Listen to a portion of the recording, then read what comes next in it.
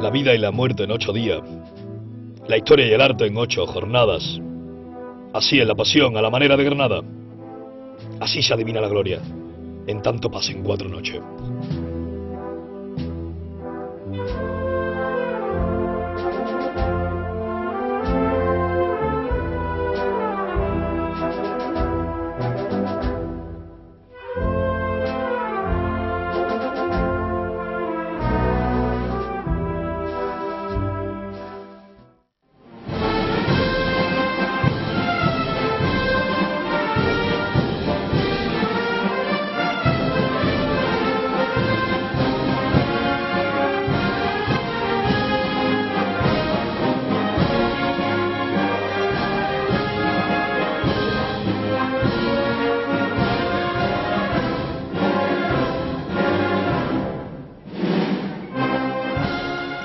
¿Qué tal? Muy buenas noches. Nosotros encantados de que nos vuelvan a encontrar, como cada martes, aquí en Canal 21, en La Zambrana.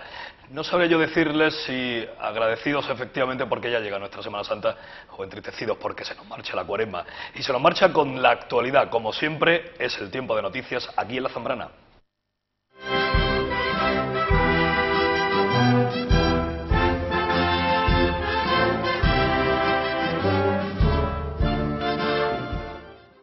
Los premios nazarenos del año se entregaban en el excelentísimo Ayuntamiento de Granada el pasado sábado. La presente edición, convocada como cada año por la cadena SER y el Corte Inglés, lo recogían la familia Bedia, la Hermandad del Despojado, los favores para la procesión infantil que celebran cada año y la Hermandad de la Aurora. Y como otro año más pudimos asistir al traslado de las imágenes que se realiza desde la iglesia de la Abadía Sacromontana hasta el templo del Sagrado Corazón en la Gran Vía. La espectacularidad del marco incomparable por donde transita el cortejo es obvio en esta imagen.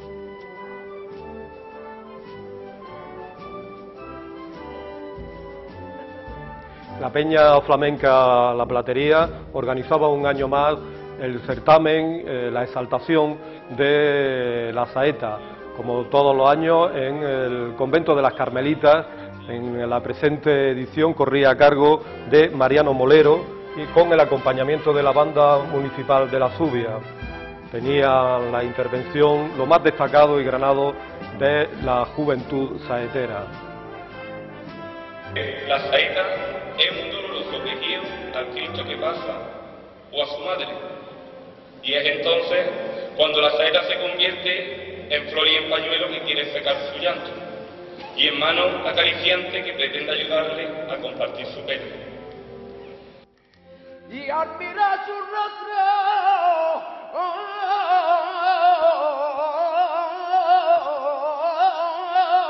causaba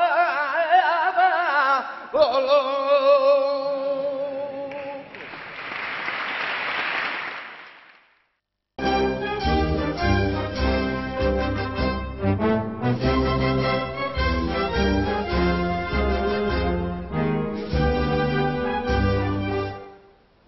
No queremos despedir la Cuaresma sin entrar en nuestro tiempo de tertulia, en esta zambrana que se vuelve de cabildo para hablar de la actualidad, para hablar de todo lo que ha acontecido a lo largo de la Cuaresma, pero también de lo que nos va a acontecer en estas 8 mágicas jornadas a las que estamos tan solo a 4 días. Para ello nos acompañan avezados cofrades sin necesidad, sin carta alguna de presentación en nuestra Semana Santa y que nosotros desde luego estamos enormemente contentos de tenerlos. Luis Javier López, muy buenas noches. Muy buenas noches. Y Luis Recuerda, muy buenas noches. Muy buenas noches. Uno de ellos, Luis Javier López, vocal de prensa y protocolo de nuestra Real Federación. A Luis Recuerda le tocará en ciernes ejercer la Diputación Mayor de Gobierno del Cristo de San Agustín este lunes santo. Efectivamente. Y Manuel Peregrina, tenemos que entrar a debatir todo lo que ha dado de sí estos 36 días que llevamos ya de Cuaresma. Efectivamente, y entramos de lleno, ¿no? Prácticamente. O sea, yo ya lanzo la primera pregunta, o más que una pregunta, una reflexión, sobre todo a Luis Javier. Aprovecho su presencia, sobre todo porque, como ya lo hemos tratado anteriormente en la Zambrana, hemos estado comentando la labor de la Federación de Cofradías, estos 2 años de trabajo que lleva bastante visible con el cambio de tribuna, lógicamente, con el remozamiento que hay de la plaza de las Pasiegas y todo lo que eso conlleva. Desde la Federación de Cofradías se ve o llega ese calor, o llega esa comprensión del cofrade, ya no tanto de los hermanos mayores, sino del propio cofrade, porque creo que hay como cierta lejanía, ¿no?, con el cofrade de a pie, ¿no?, con respecto a la Federación de Cofradías. Sí, es cierto, siempre la Federación ha sido una institución que a lo mejor ha estado un poco por encima de las hermandades, en el sentido de que es la encargada de coordinar toda la gestión más externa, por supuesto nunca la interna. Y lo que se está haciendo en estos 2 años, se está intentando desde la Presidencia y la Junta de Gobierno de la Real Federación, es acercarse mucho más a las hermandades, conocer sus demandas, todo aquello que piden. Este año, por ejemplo, los horarios pues han vuelto a ser tema de conversación. Anteriormente solo se planteaba ese debate en el primer año de legislatura y se ha vuelto a plantear para que las hermandades sean las que tomen esa decisión y, en definitiva, pues aporten y que tengamos toda la mejor Semana Santa posible. Luis, en efecto, la Real Federación es considerada ese cliché, ese término de la hermandad número 33. Hombre, yo entiendo, hay un sector importante que sí lo ve de esa manera. Yo entiendo que no, que tiene que ser el órgano que aglutine y que sea el portavoz y que sea la longa mano de las hermandades ante organismos oficiales y ante momentos en los que tenemos que juntarnos, reunirnos y poner en común pues cuestiones tan importantes como son los horarios, como son todo lo relativo con el enlace en la cuestión del centro operativo, etcétera, etcétera. Y desde un diputado mayor de gobierno, el recorte de los horarios al que nos hacía referencia Luis Javier, ¿cómo lo ve? ¿Lo acoge con satisfacción? Yo lo cojo con una satisfacción extraordinaria. Yo no sé si tendremos la culpa, pero sí me consta, desde la toma de hora del año pasado, los diputados mayores de gobierno del Lunes Santo empezamos a reunirnos precisamente para buscar el adelanto del horario, por lo menos del día. El horario que planteábamos para el Lunes Santo se asemeja bastante al resultado que no se trata solo de entrar antes, que las hermandades se recojan antes en sus templos, sino también que las hermandades discurran con un ritmo mayor, ¿verdad? Que se inicie la carrera oficial antes. Nosotros en su momento planteábamos que iniciar en media hora antes el Lunes Santo y prácticamente así es lo que va a resultar. De forma que, vamos a ver, son días laborables, son días que, estamos hablando de fechas primaverales y sabemos cómo es la primavera en Granada, que luego la tarde cae, que la noche cae, que empieza a bajar la temperatura y que al día siguiente hay que trabajar. Y entonces, pues mayores y pequeños, que son los que se echan a las calles, tienen que recogerse. Estamos hablando de la Hermandad de San Agustín, más concretamente, pero con respecto a que creo que el adelanto de horario, o el recorte de horario para el propio discurrir de la hermandad gana muchísimo en la calle, el propio paso mucho más rápido de la hermandad, mucho más de los pasos en sí, gana muchísimo en presencia y gana muchísimo, aunque parezca una contradicción, pero sí es cierto que con respecto a otras hermandades, ese recorte de horario podría ir en detrimento para muchos del lucimiento de su propio cortejo.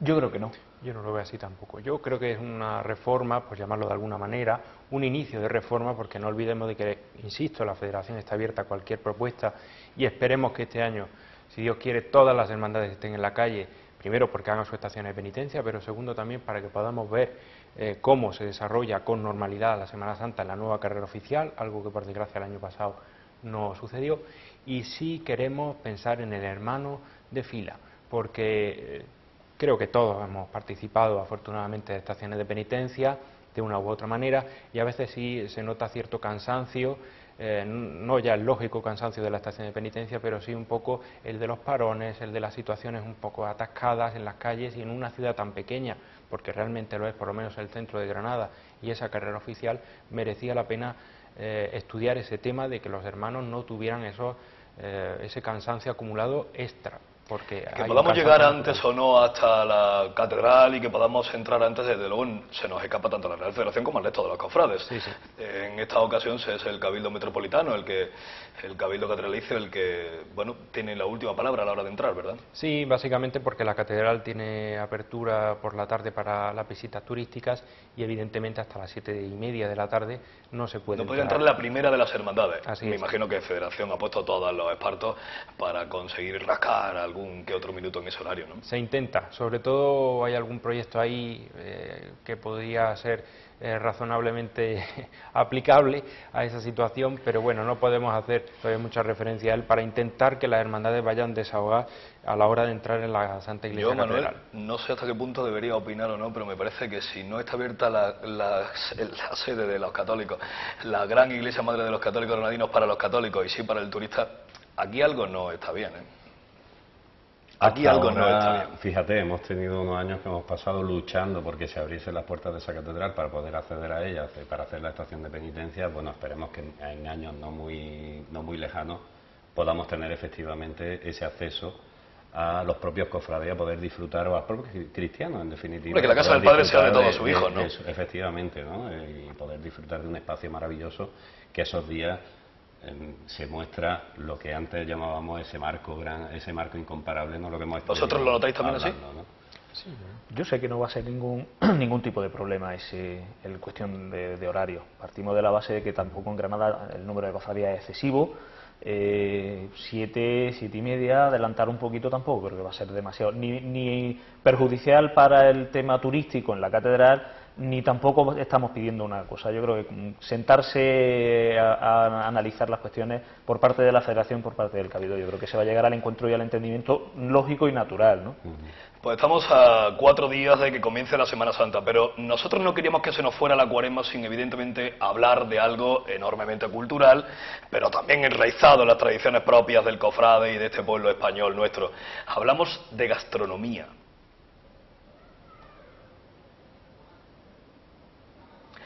En esta gastronomía nos hemos acercado hasta uno de los restaurantes que quizá más cuide todo esto de las tradiciones. Se trata del Aljibe del Poeta, en un lugar idílico de nuestra ciudad, en concreto justo debajo del mirador de San Nicolás. Nos atendía Curro González, su jefe de cocina. La comida de Cuaresma viene porque realmente era una fiesta que se hacía por los días y en la fiesta pues normalmente la comida es lo que prevalece y el tipo de receta es lo mismo. Pero en esta época, antiguamente decían que el pescado, o la carne, o el ayuno, o la vigilia, eso venía a consecuencia de que quizás el producto caro era la carne, con lo cual, en aquel entonces que teníamos la despensa del mar y que no estaba tan trabajada como puede estar ahora, pues el pescado era lo que la gente asimilaba más económicamente. De ahí el hecho de que, bueno, la infinidad de pescados que el mar Mediterráneo, en el caso de nosotros, nos da, pues eso es lo que tenemos ahora. El bacalao es uno de los principales productos de la Cuaresma, pero no porque el bacalao sea la época, sino porque era quizás más asequible con el tema de salado y de fresco, y de ahí fueron donde empezaron a salir pues las recetas que nuestra gente mayor y antiguamente pues hacían pues desde bacalao con tomate, buñuelos de bacalao, las croquetas de bacalao y los guisos, el típico potaje de Cuaresma de bacalao con garbanzos y espinaca y acelga y toda verdura que podamos meterle, ¿no? Aparte de ahí, bueno, pues luego eran todos los pescados mediterráneos de frituras, de doradas, de lubinas, de boquerones, jureles, bacalaillas, en fin, todo lo que ese amplio abanico que nos ha dado el mar que tenemos. Lo mismo que el campo, ¿no? El campo y la huerta que tiene Granada en este caso, ¿no? La huerta que tiene Granada es bastante importante, así como las legumbres y como todo el campo que nos da la Vega en la época de la haba, ¿no? De que viene ya, y quizás la haba más importante que tengamos es la huerta de Huetor Vega, ¿no? Y de ahí pasamos efectivamente a los postres que tradicionalmente se hacían siempre, pues los fritos de rosco, los fritos de pestiño, la leche frita, el borrachuelo, que el borrachuelo se interpreta que es el pestiño, pero que un poquito más lejos se rellenaba de crema o se rellenaba de cabello de ángel, así como los fritos de la rosa, que eran simplemente unas masas, porque también había que ver las posibilidades que se tenía entonces, ¿no? Las posibilidades económicas pues eran más bien justas, entonces la cabeza pensaba en provocar recetas que el coste no fuera tampoco un disparate, ¿no? Y de ahí eran pues estos fritos, como el pestiño. El pestiño tiene una receta muy sencilla y muy básica, el rosco un poquito más elaborada, y la leche frita al fin y al cabo era leche y harina. Y de ahí es de donde viene pues todo el abanico de postres que tenemos, porque todos estos postres vienen muy especiados y todo eso también nos viene de antaño. La canela, de cuando inventa, el ajonjolí, la matalaúva, el sésamo, una serie de ingredientes que permitían dar unos sabores y permitían dar unos aromas a una cosa tan simple como una masa de pestiño, darle unos aromas y darle unos perfumes que a la hora de mezclarlo con azúcar y con la canela molida, pues nos servía en un momento dado como un condimento bastante importante. Lo mismo que antes, cuando pasábamos del salado, pues un simple tomate frito, una fritura de tomate con el bacalao empanado, con el bacalao en buñuelo o en croqueta o lo que volvíamos antes. El plato más típico quizás que tengamos sea el potaje de Cuaresma, ese potaje que antiguamente cuando sobraba había y sobre todo las madres y las abuelas, pues los garbanzos se quitaban y luego se tostaban y se ponían al día siguiente fritos en una sartén cuando ya habían absorbido todo el caldo del bacalao y de la verdura y de la fritura, y quizás eso sea la parte más de reciclar de antiguamente la comida, ¿no? Pero eso es lo que quizás en cierto modo la gastronomía de Cuaresma es lo que más influye en este tipo de historias. Yo me he quedado con más ganas de que la Zambrana se vuelva a entrometer en esos fogones y de que vayamos conociendo algo más de esta cultura nuestra gastronómica, pero ahora mismo estamos en tiempo de cabildo, estamos en tiempo de tertulia con nuestros invitados Luis Javier López y Luis Recuerda, Manuel. Efectivamente, y retomando un poco el hilo conductor de la entrevista, sí quería trasladaros qué os parece desde el punto de vista, bueno, más de la Real Federación de Cofradías, que me imagino que no ha tenido que ser fácil tampoco, no tiene que ser fácil muchas veces la ingeniería de dentro, y desde el punto de vista de un diputado mayor de gobierno, el hecho del protocolo, del protocolo de la catedral principalmente, el protocolo de Pasiega y el protocolo que se sigue en la catedral, principalmente hablando, como habíamos hablado en el anterior bloque, de la agilidad, de agilizar los cortejos. ¿Qué pensáis? ¿Pensáis que tenemos un serio problema, un parón, para muchos cofrades un parón, el protocolo que se hace tanto en Pasiegas como dentro de la catedral, ¿no? Tanto como un parón, no. Lo que es cierto que es complejo de articular. Yo no me gusta hablar de protocolo, casi de liturgia, porque estamos hablando de momentos de oración, ¿no? En dos partes o en dos momentos, en dos puntos determinados, con la presencia del señor arzobispo fuera en la Plaza de las Pasiegas y luego en el altar mayor de la catedral. Es cierto que hay formas de agilizarla, es complicado también para el propio arzobispo, que además esos días me consta que lo pasa mal, porque ve que hay cofradías que están esperando, está terminando de la oración de una cofradía que todavía está dentro de la catedral.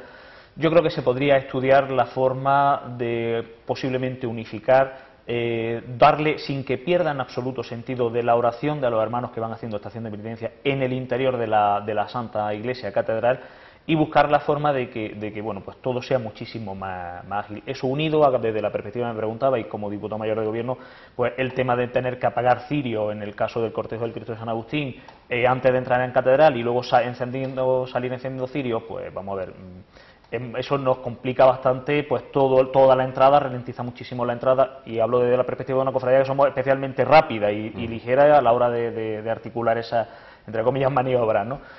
Sabemos que quizá creo que somos la única catedral en la que se hace eso. Es cuestión, vuelvo a insistir, lo mismo, de hacer planteamientos por parte de Federación, que es el órgano que tiene que articularlo, hacer planteamientos pues razonables, serios y firmes, y yo creo que vamos a ver que precisamente la cera está para estar encendida, y para estar encendida no solo en la calle, sino en el interior de la iglesia, y la catedral lo es, la mayor. Especialmente la liturgia eclesiástica, efectivamente, Luis Javier López.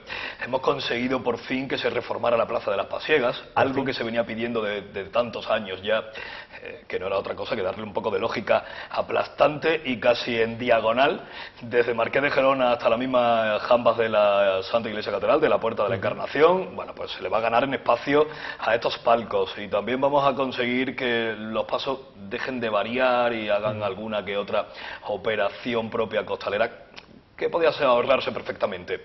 Una gran conquista. ¿Conquista también del ritual de entrada a la Santa Iglesia Catedral? Yo creo que sí. Lo que se pretende es también homogeneizar un poco toda la carrera oficial. Primero se estrecha el pasillo. A muchos cofrades nos parecía un poco extraño entrar desde la calle Marqués de Gerona, que marca una estrechura perfecta para una hermandad, y luego se ampliaba todo un poco, ¿no?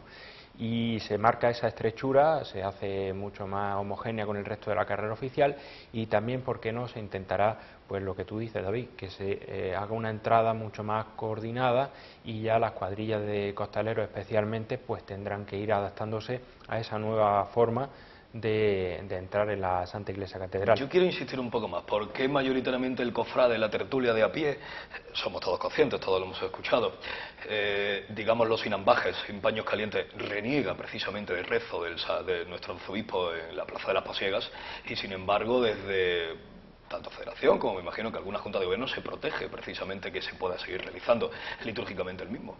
Es una idea que... No es una reiteración si vamos todos ya haciendo estación de penitencia. Es una propuesta, y de hecho fue ya prácticamente una normativa que se impuso con el actual prefecto del culto divino, y que es el cardenal don Antonio Cañizares, y lo que se intentaba sobre todo era hacer partícipes a toda la gente, no solo que está en los palcos, sino en las zonas adyacentes que va a ver las hermandades, hacerla partícipe de esas estaciones de penitencia.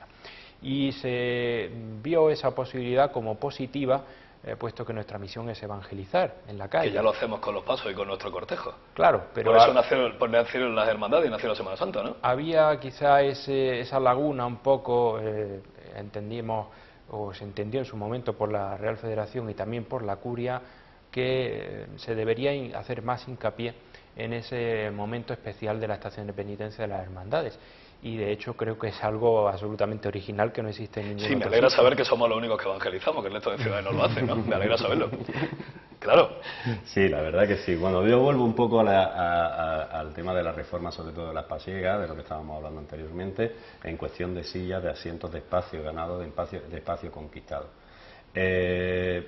Unos ingresos que se van a aumentar, lógicamente, por mucho más espacio, pero sí quería hacer hincapié en estos momentos verdaderamente malos prácticamente para toda la sociedad, cómo lo está viviendo, cómo se ve desde la Real Federación de Cofradías y sobre todo también desde una hermandad como San Agustín. ¿Cómo afrontan cómo afrontáis, o cómo se afrontan desde vuestros dos respectivos cargos esta situación? Bueno, desde la Real Federación hasta ahora ha ido todo con normalidad en cuanto a la adjudicación de los palcos, que el año pasado se establecieron en un número bastante importante y se ha contabilizado la totalidad de los pagos, por lo cual las reservas siguen siendo las mismas. Sí se ha hecho un compromiso firme este año de la Federación con colectivos de discapacitados. Era una reclamación bastante importante que creíamos muy oportuna atender, y en la Plaza de las Pasiegas, así como en Ganivet, se va a dejar un coto, por decirlo así, más cerrado a estas personas que en silla de ruedas pues quieren disfrutar de su... Es una idea fabulosa, sinceramente. Eso ha sido quizá el avance más importante que se ha dado este año respecto a este aspecto que me preguntabais. Muy rápido, ¿cómo afecta esa crisis a las hermandades, Luis? Las hermandades no son ajenas, son parte de nuestra sociedad y no pueden ser ajenas a la situación de crisis que tenemos. No soy yo, sino sería el mayordomo quien estaría más legitimado para poder decirte hasta qué punto, hasta qué extremo. En la expedición, en el reparto de papeleta de sitio, realmente la incidencia, afortunadamente, a día de hoy está siendo mínima. En el impago de cuotas, etcétera, etcétera, pues siempre se supone que en estos últimos años de crisis, pues igual que pasó en los principios de los 90, pues tiene su cierta incidencia, pero bueno, todos sabemos que las hermandades tienen sus reglas, con esa previsión de si no tenemos una cierta caridad con los propios hermanos, no la podemos tener si empezamos con nosotros mismos, con nadie, ¿no? Entonces está esa incidencia en el impago de cuotas, pero bueno, ya digo, en lo que a mí me afecta en el reparto de la papeleta de sitio para el próximo lunes santo, afortunadamente no estoy. Se ha notado. Oye, dice el refrán que las penas con pan son menos. Sí. Yo lo que les propongo a todos ustedes, lo que os propongo también a vosotros, efectivamente, es que sigamos conociendo un poco más de estas tradiciones de Cuaresma y de la gastronomía, como Curro González nos va a ofrecer inmediatamente. Vamos a partir de la base de un lomo de bacalao, sobre todo por el hecho de la textura de la carne, que no sea un bacalao fino, que en un momento dado nos puede servir menos para esto, y más cuando le vamos a dar dos cocciones, ¿vale? Vamos a coger patata y vamos a coger puerro. Cocemos los puerros y la patata la freímos como si fuera para patata a lo pobre, pero en una sartén, ¿vale? Entonces freímos la patata y la ponemos sobre una placa de horno. Ahí con unos puerros cocidos le metemos miga de pan, como si fuéramos a hacer unas migas, pero le introducimos el puerro y algo de almendra. Preparamos unas miguillas que el pan quite un poquito el agua y lo ponemos encima de la patata. Y ahí el bacalao, una vez frito, frito, no hay que pasarse mucho para que luego no se los quede muy seco. Se pone encima y lo cubrimos con un queso parmesano, un queso rallado, no tenéis que ir en eso porque simplemente es el gratinado. Y lo metemos al horno. Eso con un buen chorreón de aceite de oliva, que si es de piña el mejor, y una vez gratinado el queso ya tenemos el plato montado. Veréis qué plato más sencillo y con qué cambio de sabores de bacalao al puerro y a la patata, y os va a quedar magnífico. Como en cuestión del postre, os voy a decir algo que también nosotros preparamos aquí en Aljibe del Poeta, y es un pestiño, pero en vez de ser un borrachuelo ni un pestiño como tradicionalmente lo vemos, vamos a hacer un pestiño relleno de flan. Aunque os parezca una barbaridad, no vayáis a pensar que tiene tanta dificultad. El flan, si no lo queréis, no lo hacéis, lo podéis comprar hecho, ¿vale? Y si lo hacéis, intentad que quede bastante duro y con una textura bastante fuerte. Y cogéis la masa del pestiño como si fuerais a hacer una empanadilla, ¿vale? Le metéis su trozo del flan dentro, con un poquito más de caramelo, lo cerráis y tal y como está lo freís a fuego que no esté muy fuerte, pero que tampoco esté frío, no esté templado, pero que no esté muy fuerte para que de esa forma no se nos rompa la masa, ¿vale? Una vez que hayamos hecho eso, lo sacamos y en vez de azúcar en grano, lo emborrizáis en azúcar glass con canela. Veréis que toque da. Y si queréis, y no hay niños, le echáis un chorreoncito de anís dulce por encima cuando vayáis a servirlo. Probadlo, veréis qué éxito vais a tener con ese plato. Aparte de que el restaurante Aljibe del Poeta es un lugar delicioso, a estas horas desde luego es que merece ya la pena que nos vayamos pues, probando precisamente todo lo que nos ha hecho Curro González. Le agradecemos todo esto. No querría que nos despidiéramos sin hablar de, dice el ínclito Paco Starling, que llegado a estos momentos el cofrade se viste de hombre del tiempo. La lluvia. Ese gran temor, evidentemente, de todo el cofrade. ¿Cómo afronta, o lo afronta de alguna manera la Real Federación, en este caso el asunto de la lluvia para con las hermandades? La Federación siempre aconseja a todas las hermandades que tengan establecido su propio protocolo de lluvia por lo que pueda pasar. Es un riesgo que siempre está ahí y que por mucho que no queremos que venga, puede ocurrir, es así. Y luego la Federación en carrera oficial especialmente ayuda en todo lo posible a las hermandades ante cualquier contingencia. ¿Tenemos esos protocolos de lluvia, Luis? Sí, la Hermandad de San Agustín, por lo menos lo que a mí me afecta, sus reglas lo establecen clarísimamente. Valentía, madurez, se habla siempre de estos tópicos. Hombre, hay una respuesta popular, si llueve San Agustín no sale. Pero la respuesta cierta es que se establece que el cabildo de oficiales, los hermanos están en la capilla, en el templo, todo se transcurre exactamente igual y nada se sabe, porque ya se dio un caso, ¿no?